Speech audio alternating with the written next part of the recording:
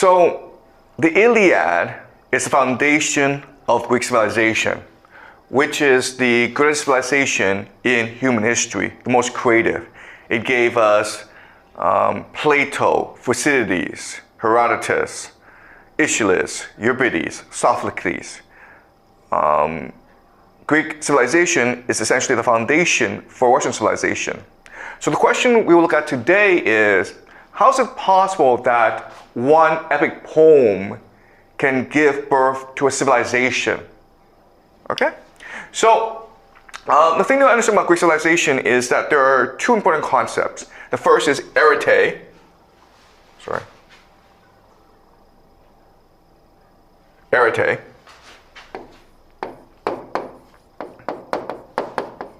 The second is eudaimonia.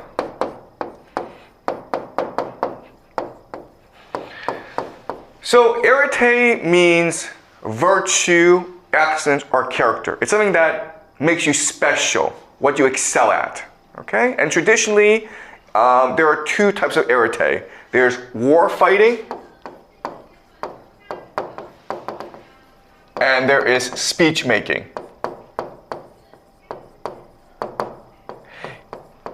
In Greek civilization, the paragon of the warrior is, of course, Achilles. And the paragon of the great orator, the great speaker, is Odysseus. So we are reading the Iliad right now, and then after we finish the Iliad, we will read the Odyssey. Okay? So these are the two great characters in Greek civilization. Achilles, the great warrior, and Odysseus, the great orator. Okay? Eudaimonia means flourishing. And the idea of eudaimonia is that you can only be happy, you can only be yourself when you are achieving your arete, when you are expressing your arete. So for example, Achilles, in the Iliad he tells us that before he came to Troy, he was given a prophecy. He could either die old at home or die young, but a hero on the shores of Troy. And he said, well, duh, of course I'm going to die young in Troy, because only by fighting, only by winning glory can I achieve eudaimonia. Okay? And that's why he's so unhappy when he gets in a fight with Agamemnon and he has to sit out the war. And he thinks of different ways of getting back into the battle. Because without fighting, he can't be Achilles. He is the paragon of the warrior. Okay, so that's the idea of eudaimonia. I can only be happy when I am being my creative best, when I'm achieving my true potential. Okay? Now, for the Greeks, war fighting and speech making are really the same thing, but through different means. Okay, so when you fight a war, what you're trying to do is you're trying to impose your reality onto the world and make others believe what you believe, right? You do that through force. By brute strength, you show that you're superior, and therefore others must obey you. But speech making is actually trying to achieve the same thing, okay, but through words. Okay, so rather than through force, through beauty and through truth, you're trying to create a new reality that others submit to. And the example, of course, is the speeches between Odysseus and Achilles. Okay? Odysseus and Achilles. Alright, so remember the context. Achilles gets in a fight with Agamemnon, he refuses to fight, and the Trojans, led by Hector, are destroying the Greeks. So Agamemnon and Odysseus and the others in Nestor have a war council, and they agree that they'll go and beg Achilles to come back. Okay? And Odysseus and Nestor and others, they go to Achilles and they present an argument to Achilles. And Odysseus gives a very long speech. Now the question for us is, why are the speeches in the Iliad so goddamn long, right? Because Odysseus could simply say, hey Achilles, we'll give you $1 million. Will you fight for us, please? He can also say, hey Achilles, we're losing the war. Stop being an asshole. Come fight for us, okay? He can make it very, very short. Why is it so long, right? And then Achilles, his response can be like, no. Okay, but he also offers a very long speech. And the answer is, they're not trying to respond to each other. They're trying to create their own reality, okay? So with his speech, what you're really trying to do is you're trying to project a movie onto the world. You're trying to create a new reality that others must inhabit.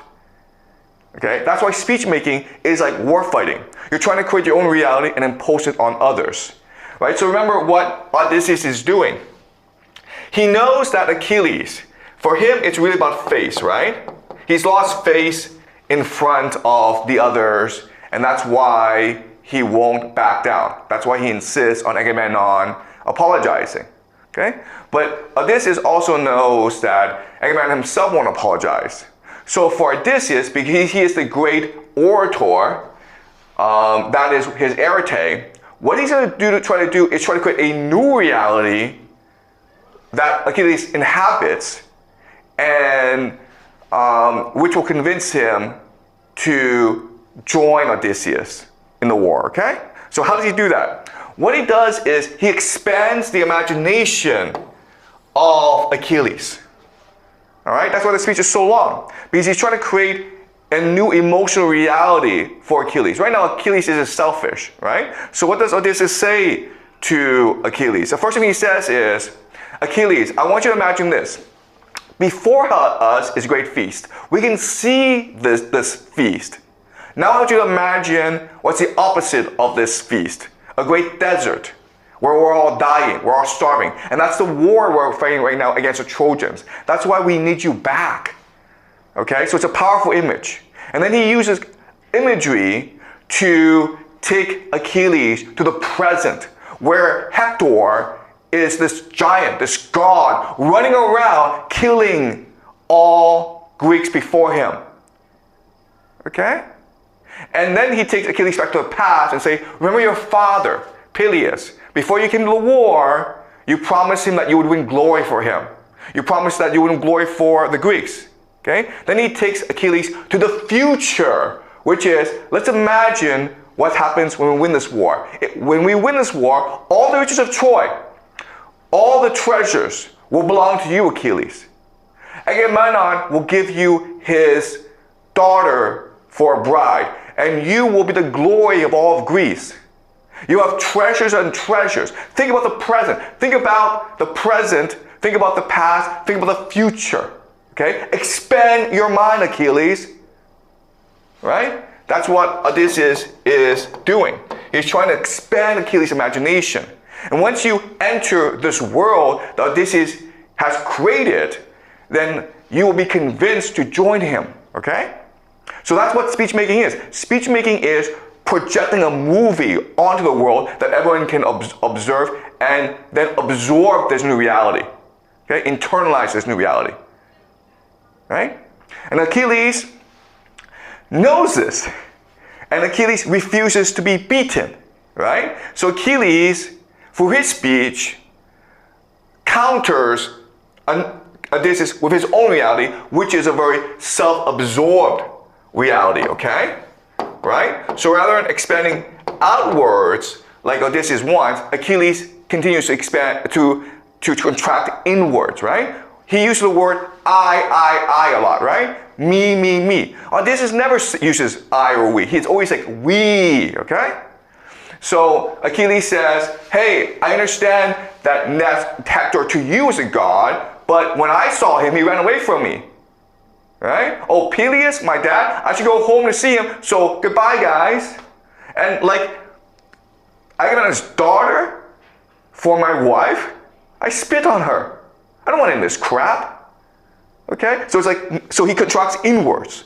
Okay? So, and that's why the speech is so long. Because in speech making, it's a war of realities. It's a war of narratives. And you create narratives through speeches. Okay? But not only that, but there's certain techniques to speeches, because the goal of speeches is not just to paint a reality, but you want to paint a reality in which it is internalized by the others, and therefore you must make it memorable. Okay? So remember, in the beginning of class, I had you do an assignment, which is write down the speech, right? And even though you didn't force yourself to memorize it, you're able to memorize a lot. Okay? And that shows you the power of the speech. The question in it is, what makes the speech so powerful? And the answer is because it's poetry, guys. Okay? Poetry. And the elements of poetry, of course, are imagery. And this is what Odysseus does well. This is what he specializes in, okay? Drawing pictures for you to see. Okay? Metaphors, connections, okay? Metaphors is what we call connections. And connections are things that help you clarify reality, okay? And which shows you things that you couldn't see before. So for example, if I say the sky is like the sea, that doesn't really surprise you, okay? If I say the sky is like a snail, well, that surprises you. And because it surprises you, you remember it, okay? And because you remember it, it reorders the way you see reality. All right? You also have diction, choice of words, syntax. Okay? And these are things that both Odysseus and Achilles specialize in, especially Odysseus. Okay? Does that make sense? All right? So they're trying to create these narratives through their speeches, and they have these techniques. And guess what? The Greeks, their education system was very simple. All they had to do was memorize the Iliad. Okay? Because when you memorize the Iliad, you learn how to make a great speech.